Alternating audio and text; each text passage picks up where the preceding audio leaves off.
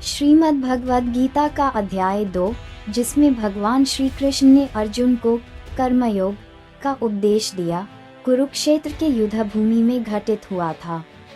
ये प्रसंग उस क्षण का है जब अर्जुन अपने ही सगे संबंधियों, गुरुजनों और प्रियजनों को अपने सामने युद्ध के लिए खड़ा देख विचलित हो जाते हैं। उनका मन मोह और शोक से भर जाता है।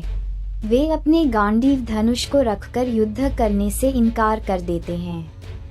अर्जुन का कहना था कि इस युद्ध में विजयी होने पर भी उन्हें केवल विनाश, शोक और दुख ही मिलेगा, क्योंकि उनके प्रियजन ही इस युद्ध में मारे जाएंगे।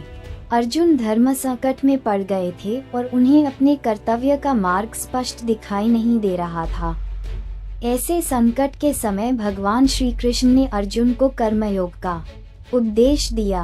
श्री कृष्ण ने अर्जुन को समझाया कि तुम्हारा अधिकार केवल अपने कर्म पर है, उसके फल पर नहीं। युद्ध भूमि में अर्जुन का कर्तव्य एक क्षत्रिय योद्धा के रूप में धर्म के पक्ष में युद्ध करना था।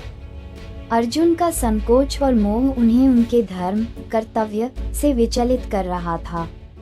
श्री कृष्ण ने अर्जुन को ये सीख दी कि तुम्हें इस युद्ध को धर्मयुद्ध मानकर करना चाहिए, न कि केवल विजय या पराजय के भय में उलझना चाहिए। युद्ध भूमि में अर्जुन इस दुविधा में थे कि यदि वे युद्ध करेंगे तो उनके स्वजन, आचार्य द्रोणाचार्य, भीष्म पितामह जैसे पूजनीय लोग मारे जाएंगे। लेकिन श्री कृष्ण ने उन्हें समझाया कि हर व्यक्ति का शरीर नश्वर है, आत्मा अमर है। इसलिए जो लोग मारे जाएंगे वे वास्तव में केवल अपने शरीर का त्याग करेंगे, उनकी आत्मा को कोई नष्ट नहीं कर सकता। श्री कृष्ण के इस उपदेश में कर्मयोग का गहरा संदेश था। अर्जुन को अपने कर्म धर्मयुद्ध को बिना किसी मोह, भय या फल की चिंता किए करना चाहिए। यदि वे केवल युद्ध के परिणाम पर ध्यान देंगे, जैसे जीतने की इच्छा या हार का भय, तो उनका मन विचलित हो जाएगा और वे अपने कर्तव्य को सही ढंग से नहीं निभा पाएंगे।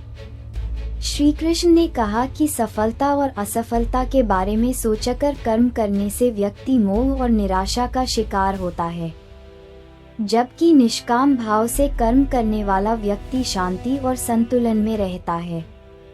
इस परिप्रेक्ष्य में देखा जाए तो गीता का ये श्लोक अर्जुन को न केवल युद्ध के लिए प्रेरित करता है, बल्कि जीवन के हर संघर्ष में साहस और धैर्य रखने की प्रेरणा भी देता है।